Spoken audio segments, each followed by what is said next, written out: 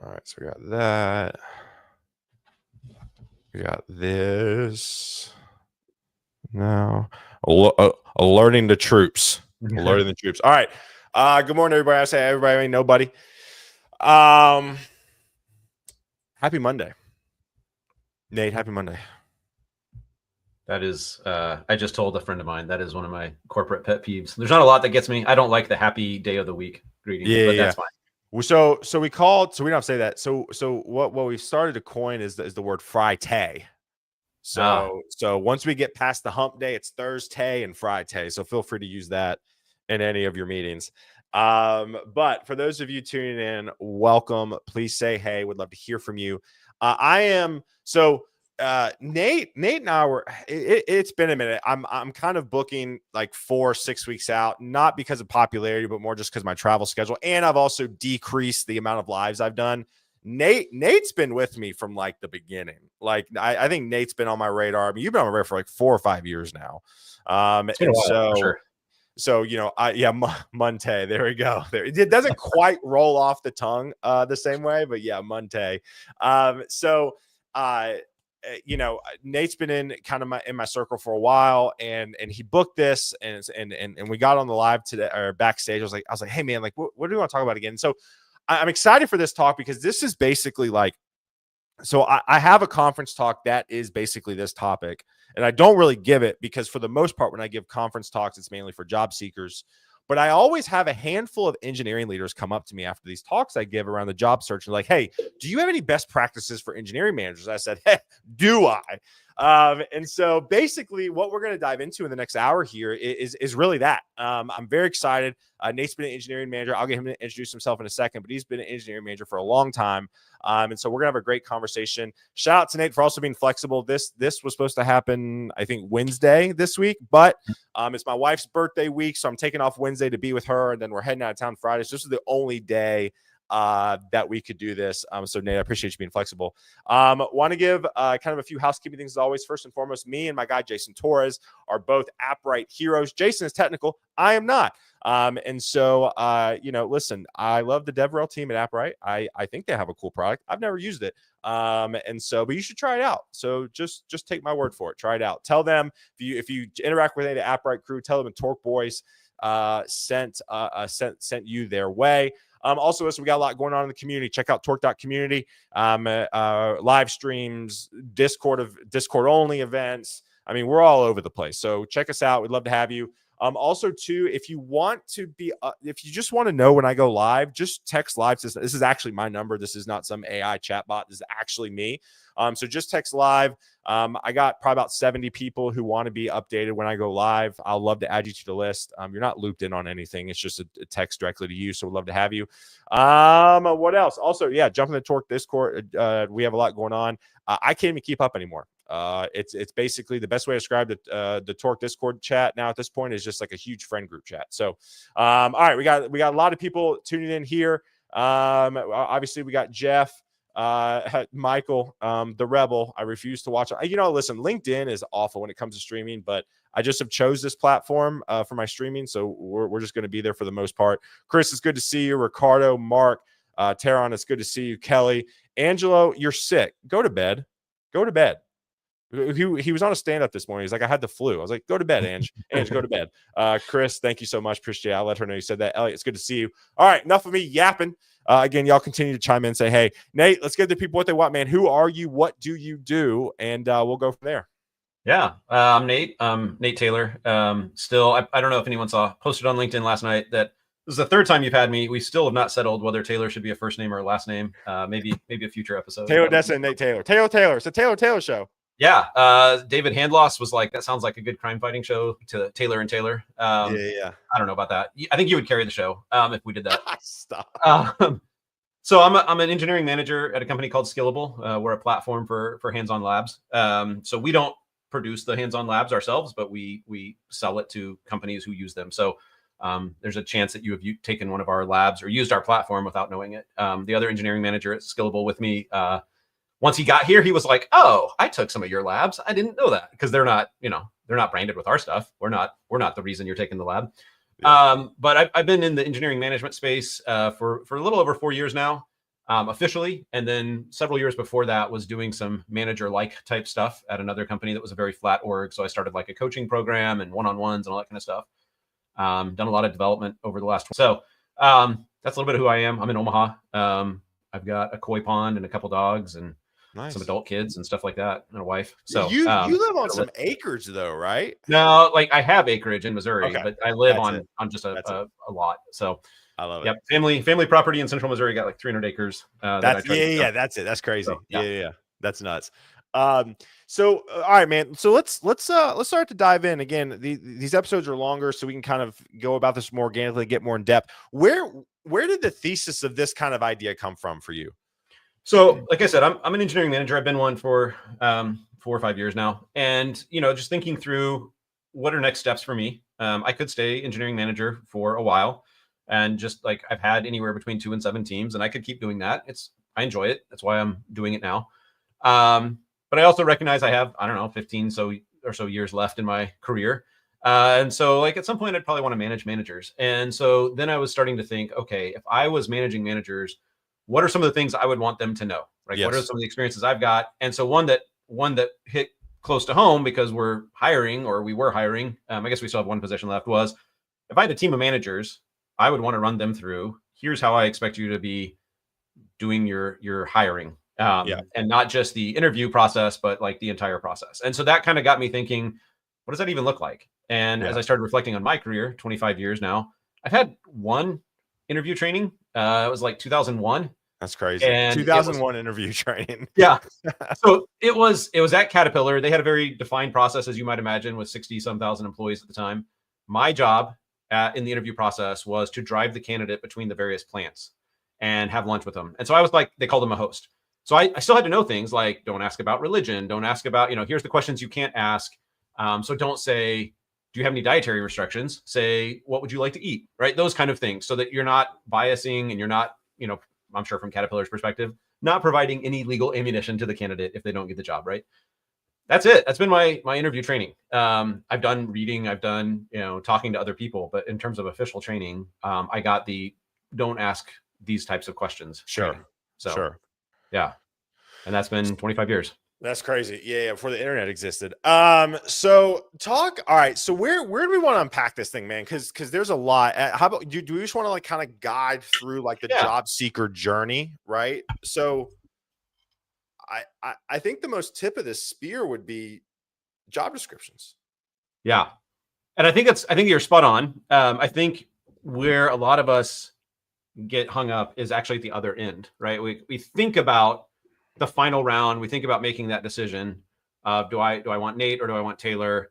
Taylor did this, but Nate did that, that kind of thing. And I've found over the years that if you move more towards the job description, that makes it easier. It doesn't make it easy. Like you still have hard decisions to make, but it makes it easier if you define that stuff up front. And I would actually go one step further to the left, and that is figuring out what your team needs. Yeah, that would be great. Yeah, that'd be great. So like I said, I've had at one time I've had 7 teams and as many as 7 as few as 2. And there was one, 2021, 2022, everyone was like flying around, changing jobs all the time. So I had tons of recs. And for a while it was like the same job description. And then it became hard to like figure out what are we hiring for, right? Like, is this person gonna be a good fit or whatever? I read a book, actually, it was called The End of Average, which that was kind of maybe the spark to this. And the goal is, or the thesis of the book is, there's no such thing as average. There's no such thing as an average person. If we say the average height is 5'8" in the US, well, there's people that have longer legs, there's people that have longer torsos, there's people that have longer arms, shorter arms, all that kind of stuff. Like they might still be 5'8", but their body composition is going to be different, right? And so I started thinking through like, okay, well, what does that mean for jobs? There's no such thing as an average developer or a developer, right? Like each position should be somewhat unique because this team is different even than the last time you hired, even if that was 2 weeks ago, right? And so I sat down with my team. We were going to hire a senior engineer, a level 4, and we just had somebody leave. I got the job rec or the backfill approved, and I sat down with my leads, and I was like, what do we need? Brainstorming session. What do we need? And they're throwing out things. Oh, we need someone good with React. We need someone good with TypeScript. We need this. We need that. And I said, well, hey, wasn't the guy that just left, wasn't he our Kafka expert? And they were like, yeah, like he really knew Kafka. Okay, cool. How does everyone else feel comfort wise with Kafka. And they're like, Yeah, the main guy who knew all of that is Yeah. gone. Maybe we should look at that potentially. So we started with that, and with that we said, okay, Kafka is number one. We need Kafka and or large data sets. We were willing to trade off one of those, one versus the other, right? And then through that process, through that hour meeting or whatever it was over the next week, the leads were like, you know what, we're good with TypeScript. If they know JavaScript, we're good because we can teach them TypeScript. We're good with React. You know, we have enough people that can do React. And so we put the job description together. So that's why that starts first, right? What's the hole in your team that you're trying to fill? Go ahead. Do you feel like companies, listen, I've had experiences. I remember I had to hire a data stage engineer. First off, that's a big problem, data stage. Next off, I remember this is when I started to mature in like my recruiting and like understanding how organizations should hire. And I'll never forget, I was on the call with the hiring manager and I asked the hiring manager, I was like, hey, what is this person going to be doing? And literally out of the hiring manager's mouth goes, we don't know yet. Yeah. What are we doing? Right. Well, in that case, they got a wreck and they were worried about losing the money. Exactly. So they were like, let's hire somebody before the VP or whoever takes away my rec, and then I don't have it. Right.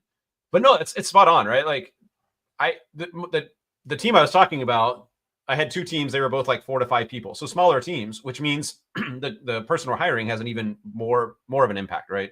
It's not a 10-person team, 15-person team. It's a 4-person team. So if out of these 4 or 5 people, no one knows Kafka, we're going to be kind of hosed if something blows up with Kafka, which we were using across all of our services.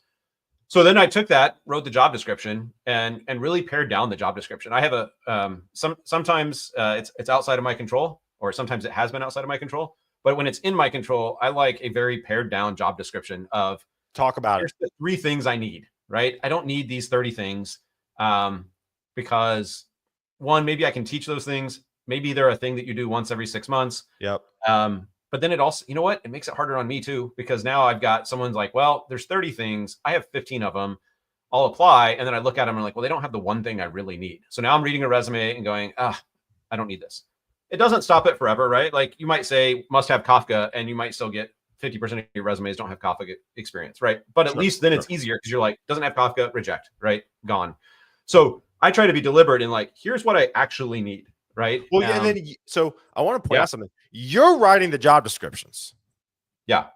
I feel like, this is just how I feel, doesn't mean I'm right, that a lot of times, like, IT goes or engineering managers go, how many blah blah blah, send it off to HR, and then HR creates this like. So shout out to you for writing the job descriptions. So this is part of like what I would want to tell my managers. I'll have to take a quick diversion please, because we got time. One thing I didn't say was I trained judo and jiu-jitsu, so I enjoy that. Never fighting I like you. School. Maynard Keenan is a black belt in jiu-jitsu, knows his stuff, has been around forever. There's an incident from the 90s that's called the Tool incident. If you look it up on YouTube, fan gets up on stage. And he's like, yeah, I'm up on stage. And he goes in to hug Maynard. Maynard gets his arm underneath him, hip throws him, takes his back, controls him for the rest of the song, which was like a 10-minute song. And he just does not let this dude get up. He's just sitting on his back, singing the rest of the song, making sure he's locked down. Years later, it was on a podcast and someone was asking him about that incident. And Maynard was like, it's my stage. And the guy was like, yeah, with Dimebag Darrell, you never know what kind of crazy person. He's like, no. It's my stage. You came to see me. This is my stage. Right. And it was just like, I'm going to control my stage. And yes, I think the same thing as an engineering manager, you need to control your job search. I read my resumes.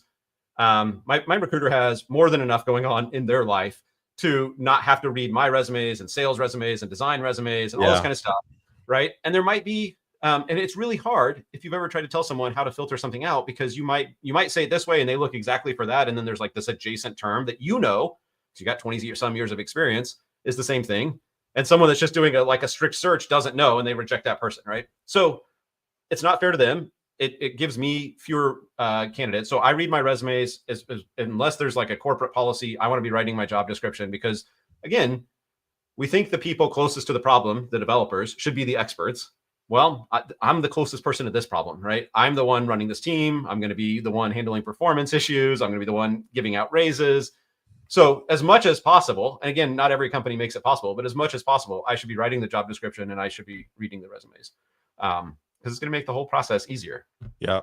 In my opinion. My completely biased, unscientific opinion, right? So, well, but I want to talk about job descriptions though too, because yeah, I talked about this in my talk. I think the only time I've given this talk was actually at that conference in Austin, like a few years back, where I think too, you have to write job descriptions. Like, I think there is an overarching, like what the company does, what you're wanting to do. I think there needs to be a mission statement. There's actual scientific fact that Gen Z millennials are very mission driven. yeah, Right. So if there's not a specific mission in what you're trying to do, that's not necessarily going to resonate with the people. Right. And then you break down the nice to haves and must haves. yeah. Any thoughts on all that? No, I mean, here where I'm at now, it's a little bit more. Teams are a little bit more fluid than where they've been in the past. Meaning, we might have someone on a team for a while, and then they might shift to another team, that kind of thing. My first leadership job was very much, this is your team. If I wanted to move them to another team, I could, but otherwise, no one was going to come in and do that. And so I would do that. It was like, here's the company mission, and here's how this team specifically helps fulfill that mission. Here's what you would be doing, right? So one company was like, do you want to help external contractors find jobs? Because that's the job of this team. We had a job board, basically, right? That kind of stuff. Do you want to help us make sure that we've got our content library categorized correctly? That's the tool that this team builds. So I think that's very helpful, because we've all done applications to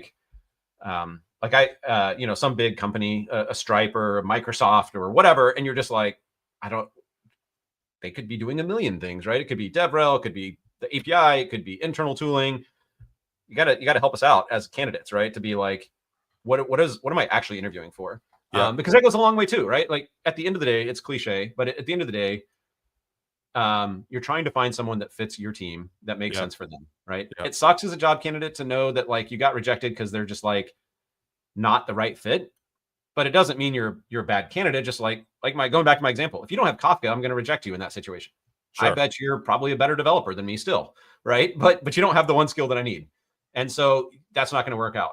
Or if you're a place that is very a lot of red tape, and your job description is written as if it's like a fast pace, lots of change. Well, you hire someone, they're gonna be frustrated, because they're like, well, there's a lot of red tape, and the job description made it sound like fast moving, exciting. That is true. Again, it's the, I'm big on brand and marketing and blah, blah, blah, blah, blah. And it's like, I truly think one of the things that is not talked about enough is the way you write your job description, and the jargon and the tone, and how you craft it is like the first initial way somebody interacts with your brand. Yeah, absolutely. Yeah, it's spot on. And then it helps you understand. So I was at a company that was doing their like ideal candidate profile, and they called out like, they were trying to be really honest. And they were like, if you don't like frequent change, you're not going to do well here. That doesn't mean you're a bad employee. And I would write that in there. Right. And I think they did. I might have left before they finished the ideal profile, but it was something they were working on. And at first I was like, I don't know, do we want to say that? And then I started thinking about it. I was like, well, yeah, we do, because I'm a manager. And if someone's like, oh my gosh, the direction changed from last month, like, yeah, get used to it, buddy. I don't want to have that conversation 12 times a year, right? Yeah.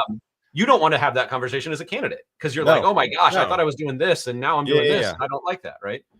So understanding what your team actually needs, and try to not have it be 30 things. Because I look at it, I started looking at it as spider charts, right? Those took me forever to understand what a spider chart was, but the round charts, we have a lot of different vertices, right?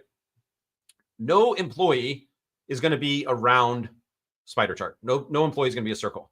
Your goal, though, is to get your team to be as close to a circle as possible. Ooh, right? I like that. Yeah. So if you have someone that is a 9 out of 10 on C#, you probably don't need another C# person. You've probably got that covered, right? Yep. But maybe you have someone that's not great on, maybe you don't have someone that's great on the front end, TypeScript, JavaScript. Okay, well, let's hire a 10 out of 10 there, or 8 out of 10, and we don't care as long as they can like read C#. We don't really care about them, right? I love where you're going with this. Yep. Right. So you start stacking those on top, and you shouldn't have holes.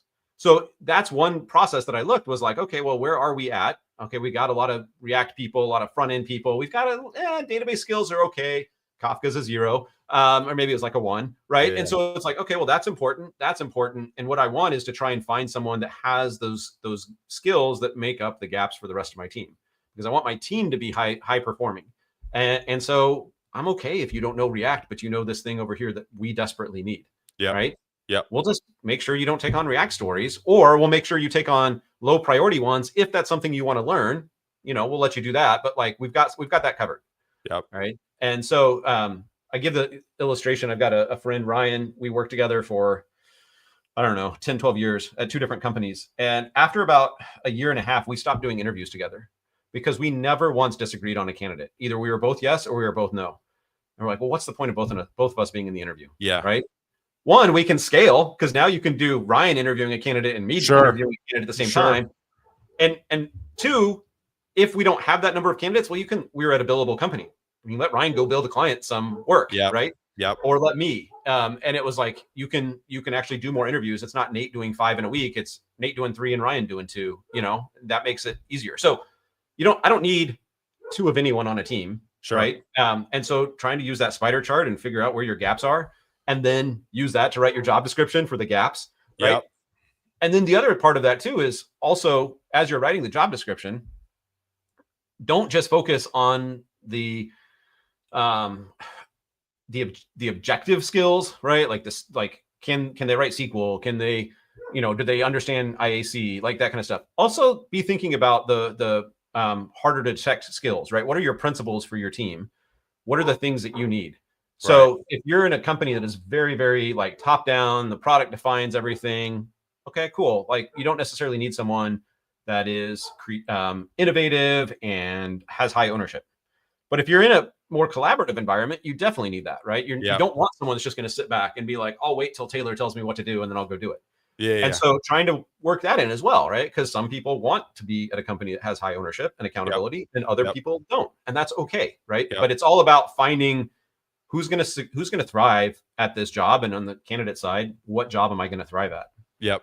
Absolutely. So another way I think about how I've staffed up my teams is I'm a big football guy, right?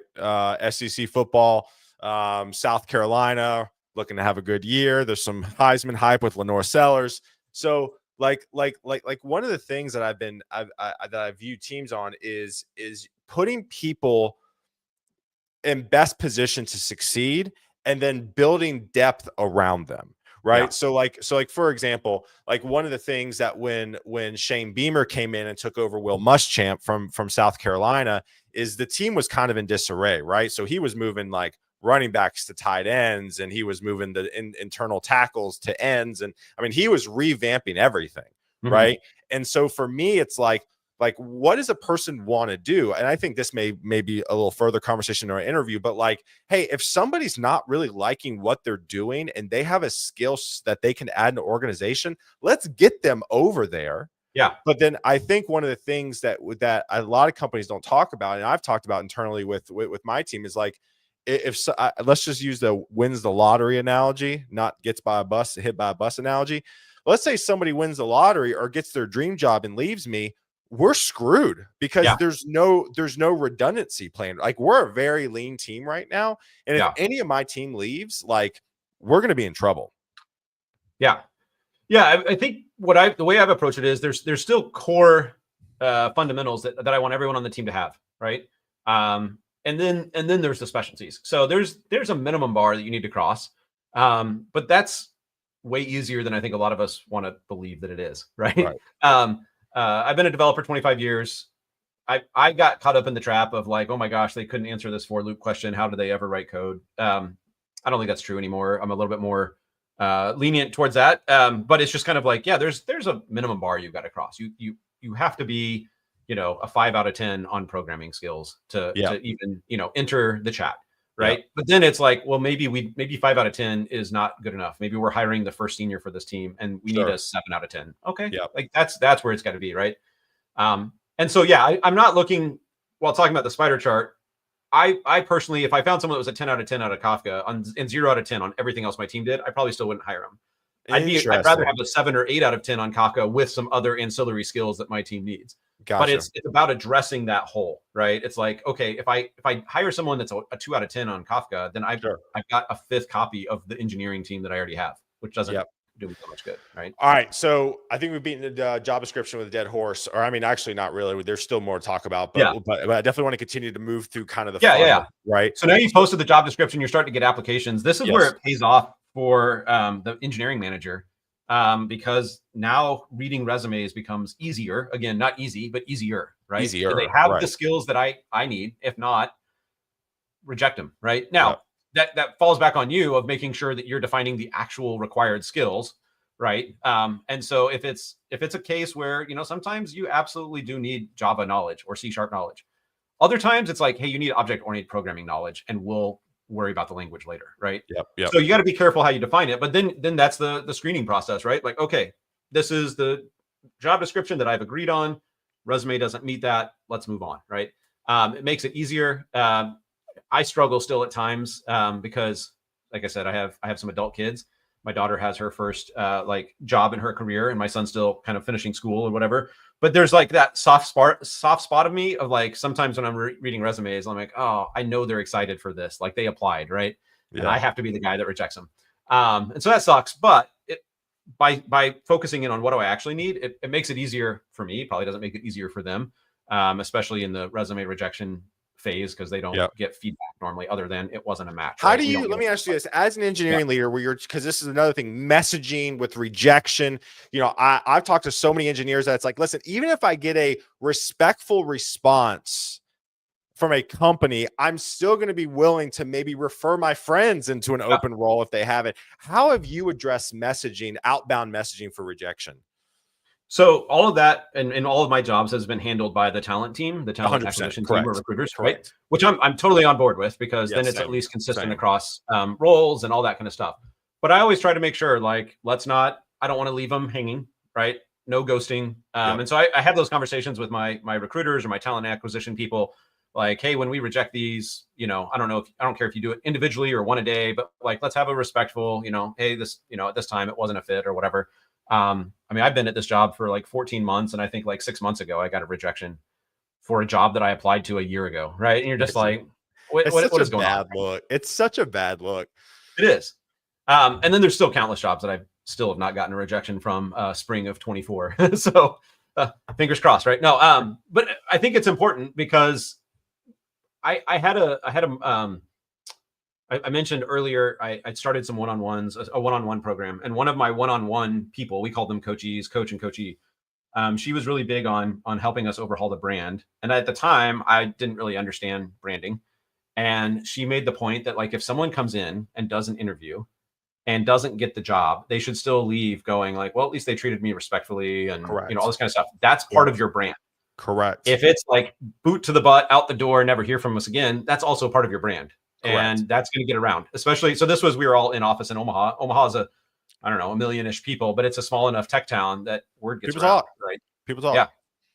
So I think it's really important. I think that's, again, that's a part that's owned by the talent team, but I think, you should be looking at that relationship as a partnership so that it's 100%. Not just like, well, whatever you guys want to do, cool with me.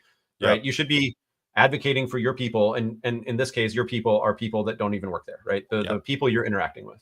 Yeah. So then I guess technically in between the job description and the resume, we skipped a step. So we'll go back and then we'll jump ahead. You need to understand, based on your job description, what are you actually hiring for? And then you need to construct questions that find out if that person has that skill. Amazing. It's novel idea. Right. So the way Skillable works, we have a hiring manager interview where, for the most part, it's more of the, like, do you align to the values? I try really hard to not say cultural alignment, because culture could be like, we play foosball over lunch and you might not like foosball, and that's okay, as long as you align to our values, right? The culture should come from your values. If you align to the same values, cool. Like, you could be a culture ad. Oh, Taylor came in and introduced darts over lunch. That's awesome, right? Whatever it is. Glue guy. Yeah. So figure out, like, the hiring manager typically does the values, the principles, that kind of stuff. Like, are you the kind of employee that we want? Do you show the traits? Are you able to resolve conflict? Are you honest? Are you hardworking? You do innovation, those kind of things. And then we give it to some of our more seasoned engineers to do like a technical assessment, assuming that they pass the first round. Those questions that we ask in the interview, questions that I ask in the interview, because right now I've been the one leading the interviews because it's my team, they're the same for every candidate. They're written ahead of time before we talk to a single candidate. Crazy idea.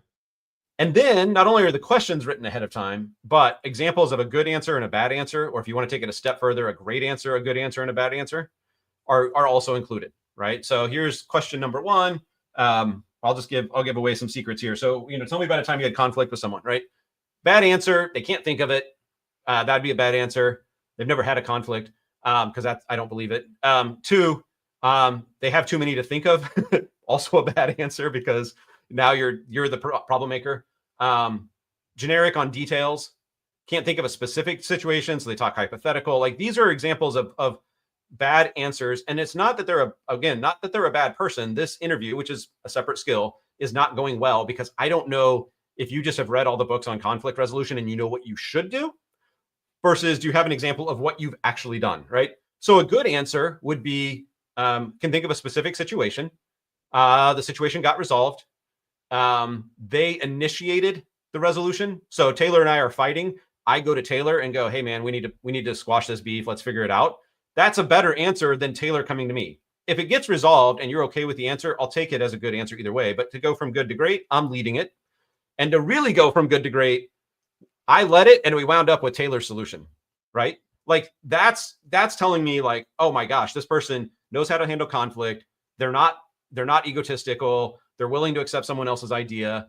Great, right? So maybe that's a 5 out of 5. Maybe it's a great, however you want to rate it.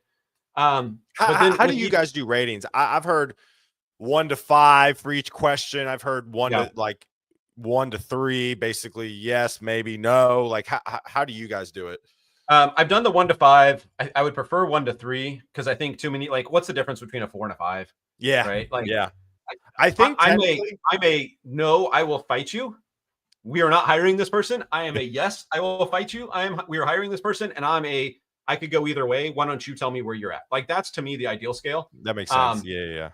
We don't have an official scale here, so it's more of that. It's more of that last situation, but it's collaborative. Like we debrief after the fact, and we're like, hey, I thought this and this and this were strong, and that's why I am a whatever. Or I thought this and this and this is weak, and that's why I'm a no. And then that gives someone else to go, like, yeah, that was a no, but don't forget these things, right? Right. Excuse me. And so it's important to have those questions, and then those questions should tie back to your values, to your principles, to your ways of working, right? So you should have a reason for asking every single question you ask. That's my opinion, right? Like, don't just ask a question to ask a question. Ask a question that tells you something. So I once had someone on the conflict question tell us about a PR, which is the most common in developers, right? Oh, we had a disagreement on a PR. Cool. Love it. Let's talk about it.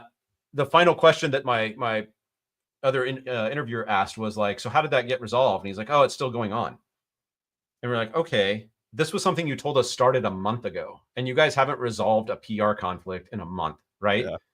There's a reason we asked that question, because I'm not bringing you onto my team and letting these kind of things hang on my team forever. Yeah. Right. So each question needs to have not an answer, because I don't believe on most of these. I believe there's wrong answers, not really right answers, but there needs to be, what information are you getting from this? Oh, they're creative. They solved a problem. They found a new way of working. They time box, whatever it is, right? Those have to tie back to your principles and the values of your organization. So I was reading this really good book, Engineering Executives Primer, by Will Larson. He was at Stripe and Calm and Uber and I don't know, some other big names. And one example he gave was Uber has a value, or had a value, that was like, we make magic. And what they meant was, we won't ship something until we're 1,000% sure it's a good thing to ship. Yeah. That's a perfectly fine value. Someone else could have a perfectly fine value that is, we ship at the first possible second. Yeah, right? That's me. I ship always, whether it's fully baked or not. Right. Those are two legit values. It just is a dependent on what is your culture wanting to do, right? So if your questions are like, hey, when was the earliest you've ever shipped? That doesn't really tell you that you'd be a good fit at Uber, unless they go into a very elaborate answer about how, like, I don't ship until it's perfect, right? So you want to ask these questions that are getting to what are the things that your team values. And similarly, I've been working through this exercise at Skillable with my leaders, defining not only what are our principles, but like our principle. We're not creating them, we're naming them, and we're saying the people that succeed at Skillable do these things, right? Yeah. And then our questions in the interview process are, is this person going to behave like the other successful engineers at Skillable? If so, let's bring them on, right? If not a match, right? Right. So understanding the questions that you've got, defining them ahead of time, because then again, we're trying to get to the ultimate answer, which is, should we hire this person? Right. If you're changing your questions frequently or between interviews, like, I get it. As an engineering manager, it can get really boring to ask the same question 3 times in a day, the same 5 questions, 7 questions. Last week, a couple weeks ago, I did 3 interviews on Tuesday. By the third one, it's hard. It's hard because I'm just like, oh, I've already asked this question, right? Yeah. But it's the first time this candidate's heard it, right? But if I don't do that, then suddenly it's like, well, Nate was really good at conflict resolution, but Taylor was really good at ownership. Like, well, how do those compare, right? It's like, oh, Nate's 5 stars and Taylor's 2 thumbs up. You're like, what? Those don't translate, right? Yeah. And so it's nailing that down. And you do that before the resumes come in, because what I found is once resumes start coming in, the interviews start happening quickly. Right. And so now we've figured out what we need. We've got our job description. We've got our questions. We've got some amount of resumes that have passed our screen. Quick. Do you set certain people to do certain parts of the questions? Because, like, do you have a team, like, do you have a certain people who just does like the non-technical stuff, and you have a certain team that does the technical stuff? And then we'll get to Gaston's questions here in a second. But like, how do you guys structure those interviews? Yeah, so we're still a pretty small, scrappy engineering org. Okay. So there are 3 of us that will do a hiring manager interview. 2 of the 3 will do it. So whoever the team is, so there's me and another engineering manager. We have teams. When it's my team, I will be one of the 3 100% of the time. That makes sense. Then the other one would be the engineering manager or my boss. Whoever's available will dive in with that interview with me, right? So that's the hiring manager round. That's when we're trying to figure out values and core and principles, and then like some real base layer engineering stuff. We're not getting into coding at that round, but we will talk technical. Sure. The next round is our principal engineers. We have 3 principal engineers. Same kind of thing. They each have their own kind of space. So if it's their space, that principal has to interview them. I like that. And then it's one of the other 2 principals or our architect, whoever's available, will kind of go through. That also means there's some consistency, right? So if it's me and the other engineering manager, one interview, and me and my boss, another interview, that's okay, because at least there's consistency. I'm also not a fan of not comparing candidates until you absolutely have to, right? So if I have an interview today and an interview tomorrow, I'm not holding on to this guy today or this candidate today until I talk to the person tomorrow. I'm moving them forward or I'm not. They either pass the mark or they didn't. Love that. Yeah, now, you can't. I feel like everybody's like, let's just gather like 6 people in the same area, then compare, then move 3 on. It's like, well, then what happens is that everybody takes other offers, or then nobody likes them, and then you're stuck with 0. Right. So recently I've gotten a few folks asking me like, hey, when's your time to make this decision? And I'm like, as soon as we find someone, right? Like, I'm not waiting for, like, if you're the person, you'll find out, we'll make an offer. Like, so our process is hiring managers interview, give a response to the recruiter. Let's say the candidate moves forward. Then they meet with the principals. That's a longer interview because we're doing coding, not leak code, but we're doing some, trying to make it realistic coding. And then we do a debrief between the principals and between everyone that interviewed. And obviously by the time they make it to the principals, the early interviews have already given a thumbs up. We should hire this person. Otherwise we're not moving them on. So then it really is, principals, you tell us, should we hire this person? And if the answer is, it's kind of a sliding scale. So on seniors, if it's not an enthusiastic yes, it's a no. On juniors, it's, we're willing to, have a little bit more wiggle room because we expect to mentor you and train you and things like that, right? Yeah. But if they say yes, then they drop off the phone and the managers stay on with the recruiter. We nail down salary and we make an offer. And if they accept it, we close the job posting. And now maybe we haven't actually ran into this situation, but let's say we interviewed someone today, got the thumbs up. Yes, we want to hire him. And tomorrow there's another candidate. We haven't run into that situation. I think that would push on my boss to be like, hey, can I hire 2 if they're really good? Right. But I think that's the only time, like, maybe you do have to ultimately compare if that person excels at their interview as well. But cut them loose or move them forward. Right. So we want quick turnaround. I think it respects the candidate's time. It goes back to the brand. 100%. Right.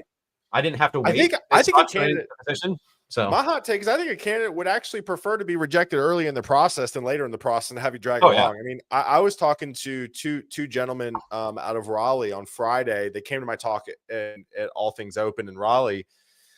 They were kind of lamenting about the job search right now. And they're like, I went 5 rounds and finally got rejected by saying I'm not a fit. But they were like, but I'm a fit to go 5 rounds. Right. So I have a former boss, and she took a sabbatical and was coming back into the workforce, and she was interviewing with two companies, and it was for a senior position. It was like an SVP type position, and one of them she had done 10 rounds. Um, she found out there were four candidates that did 10 rounds. We're talking 40 interviews, and there was at least one more round with the CTO, and she took the other job, right? Because she was just like, you know what that told her? When I want to make a change, I'm going to have to go 4 rounds or 10 rounds with the leaders to make a change, right? And it's just like, it's wasting her time. It's exposing her to like how the company works. But yeah, I've had candidates that I've rejected, and rejected quickly. And I've got a message on LinkedIn. It was like, yeah, I totally get it. I wasn't prepared, or I get that we weren't aligned, but I appreciate the fact that you didn't waste my time. Like, yeah, I'm not going to. I don't want to have my time wasted. Not as an engineering manager. I'm willing to waste my own time at work, but I don't want my time as a person to be wasted, right? So I mean, it comes back to, how do I want to be treated, and that's how I try to run management. So I think that's a general life principle, for being honest. Right. So talk real quick how do you like to structure your interviews? Is it an initial intake, technical round? Like, is it 3 rounds, 4 rounds? Like, what is your ideal cadence for that? Mine's 3. I can be convinced of 4. I also like to limit the number of people. I don't want a candidate walking into a 4-person panel interview if they don't know it's a 4-person panel interview. Terrifying for anybody, even us. And even if they do know, I don't really want them walking into a 4-person interview. I had that happen. I took the job, but it was like, I thought I was interviewing with one guy. I came in with 3. So my ideal flow is, I like the talent team to talk to the candidate. Go through initial value screen. Nail down benefits, answer general questions, not generic questions, answer general questions, etc. If they pass that, and not all of them do, for some reason, we've had more than a few be just absolute jerks to the talent team. I was on an interview with our talent person one time, and the candidate, no joke, this is a tip for candidates, don't do this. At the end of the interview, they go, I thought this was just with HR, so I would have dressed up better. He was wearing a t-shirt. And I was like, he didn't know I was going to be on the interview. And I was like, why would you say that? Right? Like, he wasn't moving forward anyway for other reasons, but like afterwards, you're like, you just insulted this team member of mine. Why would he move you forward? Read the room. Uncanny number of people do that. So don't do that to the recruiter. Then it moves to the hiring manager interview. I like to go first because, again, I'm more willing to spend my time screening candidates out than pulling engineers off of work. Right? So good. So I look at it as a funnel too. The resume process should eliminate some. The hiring or the talent management should eliminate some. The engineering manager should eliminate some, and the principal should eliminate some. If at any point in time the next round just passes on the person that you passed on, it's a worthless round, right? It should be a filter. It should get smaller and smaller. So I don't know. I don't keep track of statistics and things like that. So I don't know. We can say I've interviewed 100 people, and of those 100, 30 made it to the principals maybe over the last 14 months. Something along those lines. That's the 10 to 30% would be where I'd want to pass it along. And so that's how I like to do it, is have that technical round last. Because at the end of the day, if you're an amazing developer, but you're a jerk, I still don't want you. So why not eliminate the easy things first and eliminate the things that don't pull someone off of writing production code or fixing an incident or whatever else is going on? Let's address those things first. If you pass the hiring manager, then you would be a good employee here. Now we just got to figure out, do you have the technical skills that we need? So for poops and laughs, let's do it. If you were to do percentage to reject, what would you say the stages are? So first round internal recruiter screen, probably what, 20% rejection? Yeah. So I mean, the biggest rejection is at resume, right? So that's 80% right off the bat, probably. Okay. So because keep in mind, you're trying to define a specific job. So your rejection of resume should go up if you're doing this, because not enough, you're very clear on what you want. So then of those people that get through to the recruiter, something like 20% reject at the recruiter level. Then it flips. It's like 60-70% reject at the hiring manager level. Yeah. And then the principals, it's maybe 50-50, something like that. So it's almost like a bell curve almost. Like it is, right? And some of it too is, so like our process is, recruiter is like 30 minutes at most. A lot of that is just getting basic information. If they don't have questions, it ends earlier, 15, 20 minutes. Hiring manager interview is like 45 minutes. We always have our set of questions that we ask, and we always leave time for the candidate to ask questions at that point. And then the principals is like 90 minutes, I think, because again, they're gonna do some coding, and that'll get them into, okay, well, how did you handle this situation? What would you do with this requirement? That kind of thing. So all told, what is that? 2.5 hours, something like that, 3 hours total. Yep.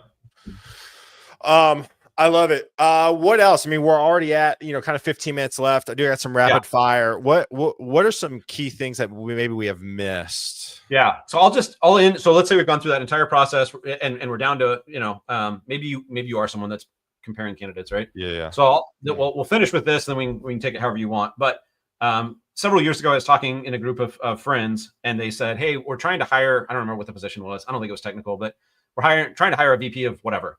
We've got 3 candidates. It's 2 guys and a woman, and we want to have a more diverse team, and we have a lot of dudes already on the team. But the woman is the worst candidate of the 3, like objectively the worst. Like, what would you guys do? This is what the friend was asking us, and the other friends were like, "You don't hire the woman, right? Like, if she's objectively worst, the worst of the 3, then you hire the one that's the best fit for the team." Sure. And if you're worried about the diversity problem starts back when we're pooling candidates, right? If you don't have, if you have one woman through the entire process, you don't actually have a diverse process. You have a token, right? You have we're doing diversity person. If you have a mix of like, hey, this week we interviewed 3 women, next week we interviewed 3 men, we've interviewed different ethnicities, like all that kind of stuff, then you can just hire the best person, because it's like we did the work at the beginning of like we've got men, women, we've got different ethnicities, we've got different backgrounds, different nationalities, all this kind of stuff, and we're just like, yeah, like this person cleared the bar. Right now, I would say at the end, if consistently the only people clearing your bar are the same person, then okay, let's go back and look at the bar. But if your pool is well funded, well populated, I guess, then it makes the decisions easier at the end. And I think that's, from a diversity standpoint, that's what we're trying to do, but also from just a general hiring standpoint, what are you trying to do, right? So like, again, we're trying to find the best person. And so let's get as big of a pool as we can that clears our bar, and then go from there. Yeah, absolutely.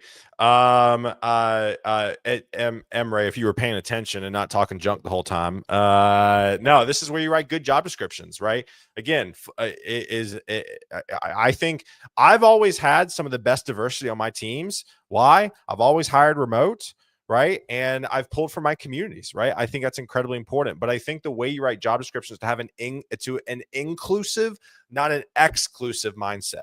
Right. Yeah. I think there's ways to write job descriptions, and we've talked about it briefly at the beginning. But that really, really helps as well. We had a tool at my last job. I can't remember what it was called, but now you can use an LLM for it. Sure. And that's like, do a sentiment analysis on this, and it'll flag like, hey, this language is definitely leaning towards mid 40-year-old white dude. I'm like, well, because that's the guy that wrote it, right? So exactly. Then it'll say like, hey, if you want to make this more inclusive, change this language to that language. It's that part of the job description.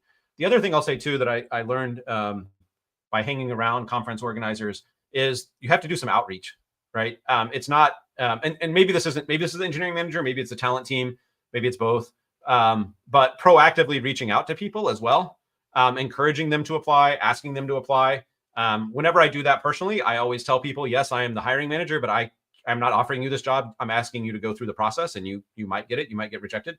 But if you just wait for the people that only apply, then you are reducing the amount of diversity in your pool. So reach out proactively, user groups. There's like your friend, Jennifer Wadella, Kansas City Women in Tech, right? If you reach out to Jennifer Wadella, she's like, I can send you some great women will rock your job description. If you reach out to different people, things like that. So yeah, absolutely. I do want to get Gaston, I want to get to listen, I think this is a whole other conversation as well. When you have 10 recruiters look over your profile, but there aren't serious interactions, seems like recruitment farming. This is a whole nother talk around recruiting, but I will tell you this, that recruiters are only incentivized to talk to the people that are a one-to-one fit. So that means in my mind that at least your profile is good enough where you are getting the looks, but there are things in your profile that for whatever reason the recruiters aren't looking at or wanting to see. So again, like it's not recruitment farming. That's just the way recruiting works. Let's see here. I'm going to go. Let's look at Elliot's comment at 1019. Yeah. So this was a question that was asked of me when I was interviewing at my former place. And it was about like, what does diversity mean to you? And I tripped all over myself. And I actually finished the interview, hung up, and was like, if I don't get this job, that's the answer. I ended up getting it. I followed up with my boss, like one of our first one-on-ones. And I was like, I absolutely bombed the diversity question, because what I was trying to say was that it's multifaceted and it shouldn't be just gender, or shouldn't just be race, or shouldn't just be economic prosperity, or any of that kind of stuff. It's not what I said. and it basically came very close to saying like, oh, there's diversity in thought, which is absolutely true, but it was also often a cop out, like, oh, well, we think differently. And I was comforted by her answer, which was, Nate, everyone trips over that answer. It's a difficult question, right? But it is very multifaceted. And I will also point out that one of my favorite sayings that I learned within the last decade was like, no single person is diverse, right? It's diversity is literally the combination of people. So you get someone that went to Stanford, and you get to someone that went to a community college, right? Pretty good chance there's some diversity there, economic or connections or whatever. You get gender, you get ethnicity, nationality, background, like all this kind of stuff, and then you build that all together.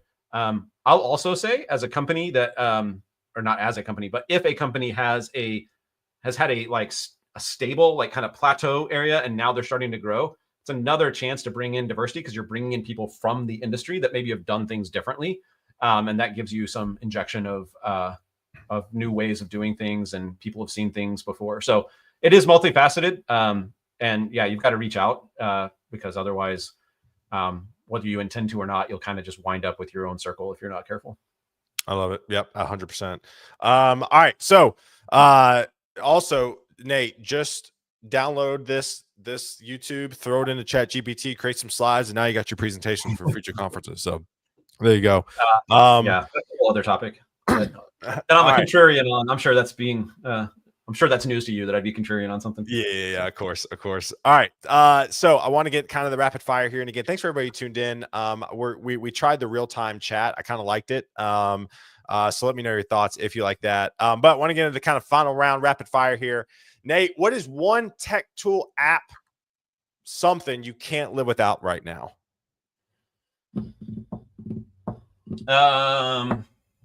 My traveler's notebook and my fountain pens. All righty, old school. I'm a manual writer. We are man of the people here. Let me ask you this: what's the first tech job that you have?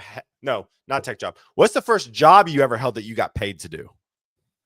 My first W-2 was Wendy's. My first job before that, I was like a general contractor's assistant, made like $2 an hour to like pick up the shingles after he threw them off the roof.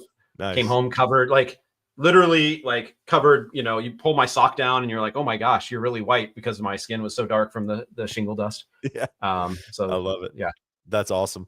Let me ask you this, especially as an engineering leader, are you guys fully remote at Skillable? Yes. We've never had an office. So if you could make it like if you could dictate your ideal cadence of on-site versus remote, and these are only your views, I understand that, but as a leader, what type of setup would you like to have the best? I really enjoy remote right now. 2004 to 7, I worked from home, and I said I would never do it again. And a lot of things changed to make that not be the case. And now I'm kind of at the point where like I've learned from my mistake, and I won't say never in office again, but like for the foreseeable future, I don't want to be in the office. But I would say 2 to 3 times a year as a minimum, as just like a team get together, 2 to 3 times a year for 3 days ish, not including travel. So yep. I love it. What is when you were growing up, when you were a kid, what did you like want to be when you grew up originally? I mean, engineering was one of them. So my dad was an electrical engineer. Oh, really? That seems, Okay. yeah. Okay. Nerd at heart. I love it. Yeah, his brother was a computer programmer for Rockwell Collins in Texas, and so like I just kind of grew up around that. Um, after Top Gun, I wanted to be a fighter pilot for There a you little go. bit of time. Who doesn't? Who didn't after watching that movie? I did The debate in high best school, ad so for there the was military ever. yeah. Oh, it got a lot of people. There's some great stories about like the director, being cussed out by people who are like, I joined the Navy, and it's not at all like what you said. Yeah. I did debate in high school, so there was a period where I thought maybe law. Nice. But yeah, mostly just engineering. I love it. I love it. What is one career mistake that you are oddly grateful for? Um,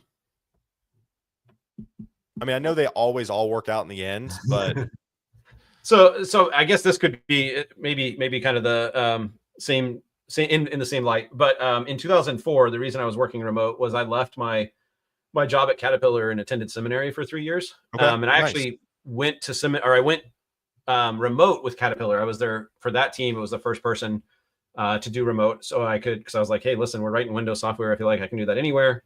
I gave a 6-week notice because I was like, if I give you 2 weeks, there's no way this works out. I was able to do that for 3 years, like between 25 and 30 hours a week while attending school. It worked out, but if I had stayed and just done full-time development, I probably would have gotten better at development faster. Sure. That said, we'd probably still be in Central Illinois. Yeah. So it would have changed a lot of my career trajectory, because there was I'm sure there was more than one employer, but there was basically one employer in Peoria, and that was Caterpillar. Probably right? not a ton. not a ton. And the people that weren't Caterpillar were contracting back to Caterpillar. So I loved my time at Caterpillar. I worked for them for 7 years as FTE and contractor. But by doing that, I moved into .NET. I moved into web development later. I moved into JavaScript after that, and started speaking at conferences, which allowed me to get to Pluralsight as an author and just kind of advance my career. So it's hard for me to say there was a mistake. That would be the one. Maybe I wouldn't advise someone to take a 3-year sabbatical and attend seminary unless they really feel called to. Sure. Yeah. But yeah, that was the one. I love it. I love it. Second last question. If I were to tell you tomorrow that you couldn't do anything in tech anymore, but the money's the same, if not better, what's like a hobby you'd pursue? Yeah, I had a boss ask me this once, the one that took her sabbatical because she was going to take a sabbatical. I think I would have a series of small businesses, and I don't mean like a serial entrepreneur, but I would love to do water features, like the kind that require big, heavy equipment. Like building the waterfalls and all that kind of stuff. It's fun. I've never had anybody say that on my show before. So I built a koi pond, and then I expanded the koi pond, and I dug it all by hand, and it's really cool, all this stuff now. Dang. But that would be fun, right? It's just like you get to go do like landscaping, architecture kind of stuff, but I don't want to break my back. So heavy equipment kind. And then I don't know, I would move on from there. Like that would be fun for a few years, 3 years, 5 years, and then I'd move on to something else that catches my eye. Maybe a bookstore owner. I don't know, something like that. I love it. That's awesome. All right, man. Last questions. We wrap up here. And again, thank y'all for tuning in. I really like these hour conversations. We're just able to dive into so much more, and I feel like the interactions have been great the last 2 or 3 episodes I've done. So last question, because we had guidance counselors in middle school, high school, now adults. We don't really have them. That's why the show is called Guidance Counselor 2.0. If you can go back in time, one piece of advice for young Nate. Yeah, I think you'll like this one. Is I would give some very clear advice about what networking is and isn't, because there was always this talk of networking. And I grew up, like I said, my dad was an engineer. Dad did not believe in networking. And he worked at one company for 30 years. He worked at 2 companies in his career. And then I think once I started hearing about networking, it sounded like, go to the happy hours and all that kind of garbage. And I mean, I'm only on this show because we were at a conference together. Yeah. Right. And I hung out in the speaker's room and talked to people about code and things that were nerdy, and I liked it. And then after the fact, you realize like, oh, that was networking. Yeah. Right. And so networking doesn't have to be a big scary thing. And I would tell myself that earlier, because I probably didn't start that. I was just at KCDC a couple of weeks ago as an attendee, and I was talking to some people. The first 2 years I went to KCDC, I didn't go to the speaker's dinner. I didn't go to the attendee party. I went to my hotel room. And it was like year 3, I finally realized like, oh, I should go do that stuff. They're already paying for it. And that's when like the networking started happening, and I started meeting more people. So that was 2016. So was that 9 years ago? I was 38 when I finally learned that lesson. 39. Yep. So I think that's what I would go back and tell people about. I love it. Tell myself about. I love it. That's awesome. All right, y'all. Thanks again for hanging out. I got to bounce to another meeting. Nate, stay on real quick backstage so I can say bye to you. But y'all have a great one. Go connect with Nate. He is a wealth of knowledge. And we will be live tomorrow. I have the founder and CEO. His name's Ken, of In Charge of Ropes AI, which is an assessment platform that we actually use at Torque. We're going to talk about what skills he's seeing that's in demand right now, what skills you need to kind of future-proof yourself for. He has the real tangible data of what companies are asking for in terms of assessment. So it's going to be a great conversation. So y'all have a great one. We'll see y'all tomorrow morning, 9:30 a.m. Central. Peace. See you.